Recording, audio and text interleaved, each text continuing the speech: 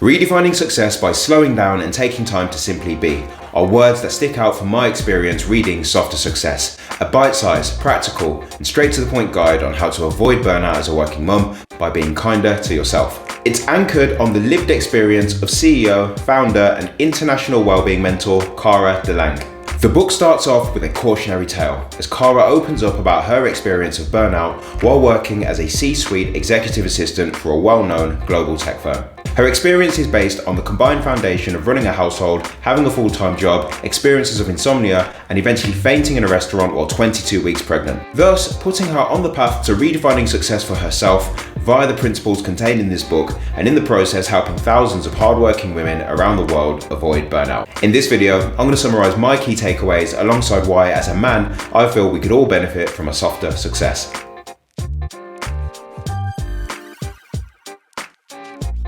We mentioned earlier about Cara's first-hand experience of the consequences of going against your intuition and not listening to your body. This included burnout and insomnia, as well as experiences of poor mental health such as anxiety and depression. In order to achieve a softer success, we need to create a way of living that's focused on going with the flow and being kinder to ourselves, as opposed to trying to keep up with external definitions of success such as houses, cars, and careers, alongside what's put in front of us by the news and social media. A good place to start is by being aware of and allowing space for the changes that your body and brain go through as a direct result of hormones, both during and after pregnancy, time of the month, and at various stages of the menopause. Making it easier to get off the proverbial hamster wheel, take time for yourself, let go of concerns, and practice being present. Speaking of being present, there are no guidebooks on how to be a good parent. Cara speaks about how to let go of the need to keep up appearances with other mums who seem to be coping brilliantly, and about the guilt that mothers often experience from going back to work after having children,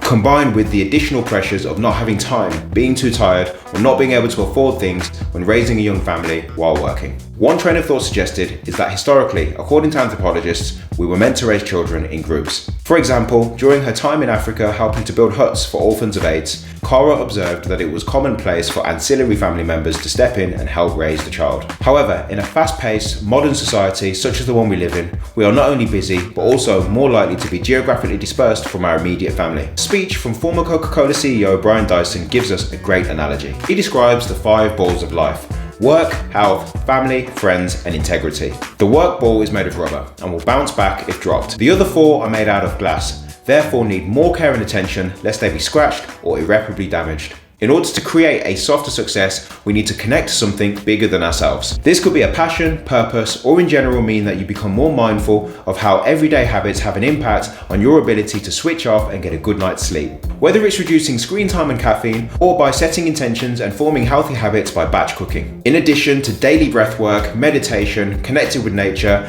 and or indulging in self-care, once you make the conscious choice to redefine your success, there's a multitude of ways you can get to a place where you are peacefully busy, as opposed to always being in a rush. Another great way to do this is by using barriers to protect your own well-being and the people you love.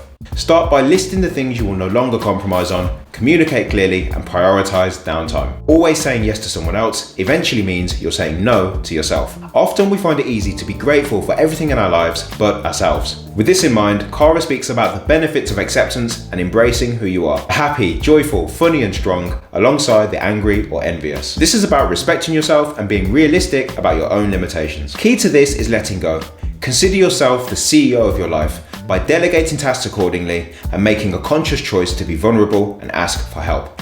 On this subject, one really powerful insight for me was the difference in stress response between men and women. As you're probably aware, we release a range of hormones when stressed, including adrenaline, cortisol, and oxytocin. However, unlike men who release testosterone that suppresses the effects of oxytocin, women release estrogen, which actually enhances its effects, meaning that when stressed, they are more likely to reach out to others for support. With this in mind, Cara highlights the importance of connecting with other women, alongside the power of friendship for alleviating stress. Friends that you could go to cry, laugh, party, or for advice, alongside like-minded people in general. This could be other mums, members of an employee resource group, or fellow yogis at your local gym. Each chapter rounds off with practical tips that help bring the key message of this book to life. Everything from how to be more accepting of change, practicing gratitude, dancing, or making time for a significant other at the end of a working day. For me, what really separates this book from being a set of instructions based on lived experience, case studies, and TED Talks are the comprehensive examples Cara provides of how to live a softer success. To this end, she makes a point of sharing humorous moments from her personal journey. Genuine girl next door scenarios that women from all walks of life can relate to. Whether you stack shelves in a supermarket or lead a commercial sales team, being able to see yourself in the third person and not take life too seriously is key to preventing burnout, finding balance, and redefining your success. There's a link in the description below if you'd like to check out Softer Success in more detail. In the meantime, don't forget to subscribe and feel free to click or tap the screen just here for more words of well-being.